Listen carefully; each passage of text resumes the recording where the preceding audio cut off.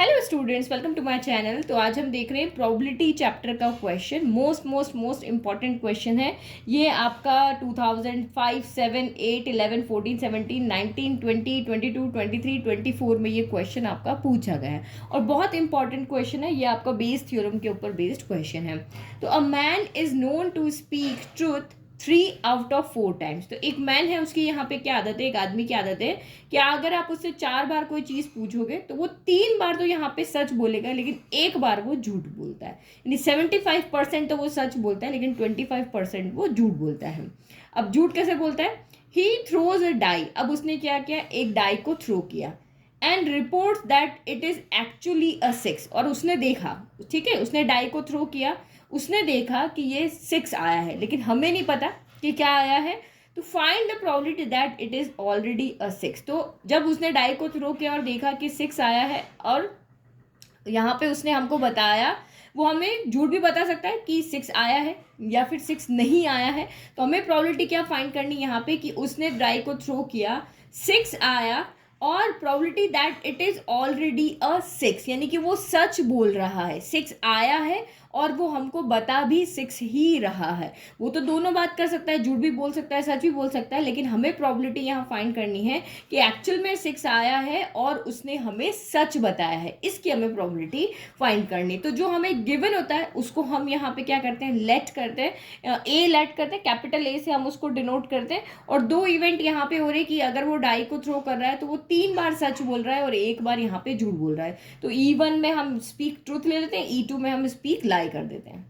Okay, तो 5 mark का question है, बहुत अच्छे से आपको एग्जाम में लिख करके बताना है। आना ही इंपॉर्टेंट नहीं होता, रिप्रेजेंट कैसे करना है वो भी इंपॉर्टेंट है। तो मैं सारा वही लिख करके बताऊंगी जैसे आपको एग्जाम में लिखने से पूरे मार्क्स मिलेंगे।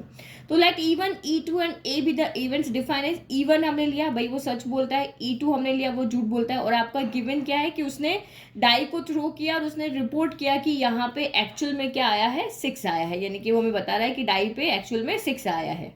तो अब हमें फाइंड क्या करना है, तो हमें फाइंड करना है probability of E1 upon a, E1 upon a. तो हम इसको कैसे रखते हैं, जो गिवन है उसको नीचे रखते हैं और एक्चुअल में उसने यहाँ पे क्या किया है, ऑलरेडी वहाँ पे 6 आया है, यानी कि वो सच बोल रहा है। उसने डाई को थ्रो किया और 6 ही आया, और उसने रिपोर्ट भी यहाँ पे 6 किया। तो इन दोनों के बीच की प्रोबेबिलिटी हमें यहाँ पे फाइंड करनी, E1 अपॉन ए हमें यहाँ पे फाइंड करना है। तो बेस थ्योरम से अगर आप यहाँ पे देखो तो आपका फॉर्मूला क्या लगता है, तो प्रोबेबिलिटी ऑफ E1 कि हाँ वो सच बोल रहा है, और प्रोबेबिलिटी ऑफ इसका जो आपको गिवन, जो हमें ये है उसका जो गिवन फाइंड करना है उसका उल्टा हम लिखते हैं, probability of A upon E1।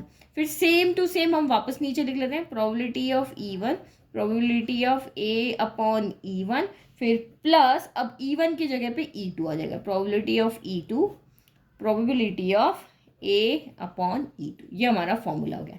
इस फॉर्मूले में बस हमें वैल्यू रखनी है। तो फिर यहाँ पे देखो प्रोबेबिलिटी ऑफ E1 क्या हो जाएगा, प्रोबेबिलिटी ऑफ E1 यानी कि हमारा कि वो सच बोल रहा है। तो 4 में से कितनी बार वो सच बोल रहा है, 3 बार। तो प्रोबेबिलिटी कितनी होगी, 3/4 हो जाएगी, क्योंकि ये फेवरेबल कंडीशन, ये टोटल कंडीशन, तो ये आपकी यहाँ पर हो गई। अच्छा, ये ट्रुथ वाली थोड़ी ना हम निकालेंगे, ये तो यहाँ आएगी। तो E1 मतलब वो सच बोल रहा है, यानी कि क्या है, उसकी डाइस पे 6 आया है। तो 6 आने की प्रोबेबिलिटी कितनी होगी, तो डाई पे 6 आने की प्रोबेबिलिटी, एक बार वो आपका 6 आ सकता है। तो प्रोबेबिलिटी ऑफ E1 क्या हो गया, यानी कि वो सच बोल रहा है, यानी कि 6 आया है, तो 6 आने की प्रोबेबिलिटी कितनी होगी, 1/6 हो गई। और प्रोबेबिलिटी ऑफ E2 कितनी हो जाएगी, यानी कि अब यहाँ पर 6 नहीं आया है। इसमें तो देखो झूठ बोल रहा है, झूठ मतलब बोल रहा है मतलब कि 6 नहीं आया है, तो 6 आने की प्रोबेबिलिटी कितनी हो गई, यहाँ पर 5/6 हो गई। अब यहाँ पे देखो प्रोबेबिलिटी ऑफ A/E1, तो A/E1 यानी A/E1 यानी कि जो आदमी है वो सच बोल रहा है, कि यानी कि A का मतलब ये कि उसने 6 बोला है, कि उसने हमें रिपोर्ट किया कि 6 आया है, और E1 क्या है, वो सच बोल रहा है, यानी कि उसने डाई थ्रो किया तब उसका 6 ही आया था और उसने 6 ही रिपोर्ट किया। तो यानी कि वो यहाँ पे क्या बोल रहा है, सच बोल रहा है। तो सच कितनी बार वो बोलता है, 4 में से 3 बार वो सच बोलता है।